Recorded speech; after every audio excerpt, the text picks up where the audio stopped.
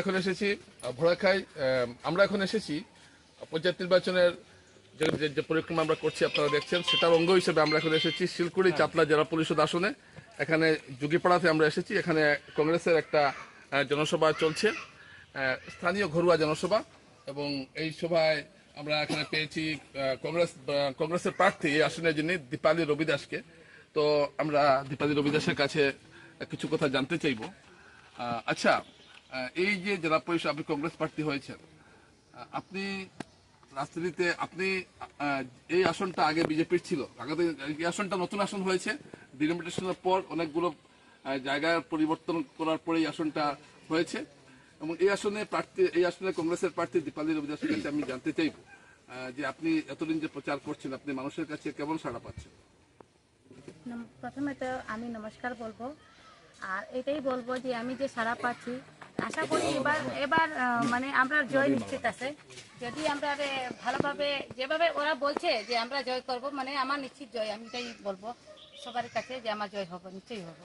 সবার আশীর্বাদ আমার সাথে আছে। আচ্ছা, আপনি রাজনীতিতে কতদিন থেকে আছেন? প্রায় 20 বছর। আমি ব্লক প্রেসিডেন্ট ছিলাম 15 বছর। এরপরে আমি একটু অসুখের জন্য তারপরে মানে কংগ্রেসে যুক্ত ছিলাম, মানে একটু পদে কম ছিলাম আর কি। অর্থাৎ এখানে দেখছি আমরা কংগ্রেস প্রার্থীর একটা রাজনৈতিক অভিজ্ঞতা রয়েছে এবং তিনি নিজে, আমরা যেটাকে বলি জেরক্স, সেই জেরক্স তিনি নন, তিনি অরিজিনাল। এটা বোঝা গেল তার কথাবার্তায়। আমরা জনসভার আগে দেখেছি আমরা কিছুটা। তো এই যে এখন বিজেপি যেভাবে আগ্রাসী একটা প্রচার করছে মানুষের, এবং শাসক দল থাকার সুবাদে মানুষকে নানা ধরনের মানুষ তাদের দিকে আকৃষ্ট হচ্ছে বিভিন্ন কারণে, আমি সবগুলো খুলে বলছি না, এইগুলোর বিরুদ্ধে লড়াই করে আপনি কতটুকু পারবেন?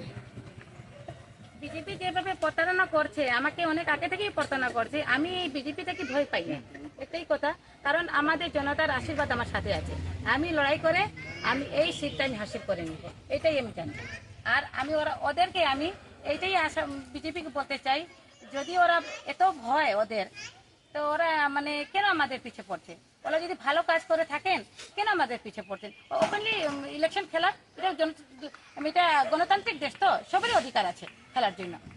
তাই এটাই বলবো আমি।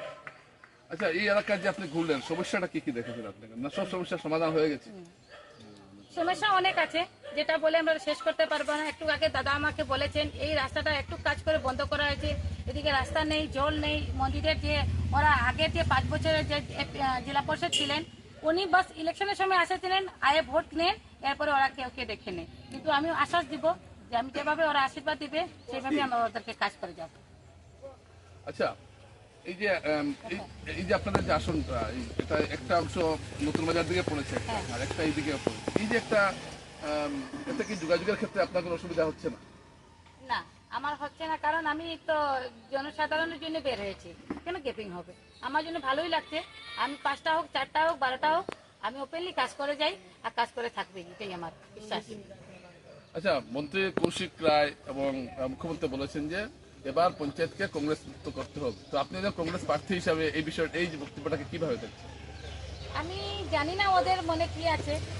আমি একটু রেসপন্সিভ কথা বলছি কৌশিক রায় স্যারকে, যে যদি উনি এইভাবে কথা বলছেন, হ্যাঁ ওরা বলছেন কেন জানেন, যে যেভাবে আমরা প্রার্থী টিকিট পেয়েছেন, ওরার একটাই কাজ ওরাকে বসানোর জন্য, যেভাবে কলে হোক কৌশলে হোক ওরাকে বসাছেন।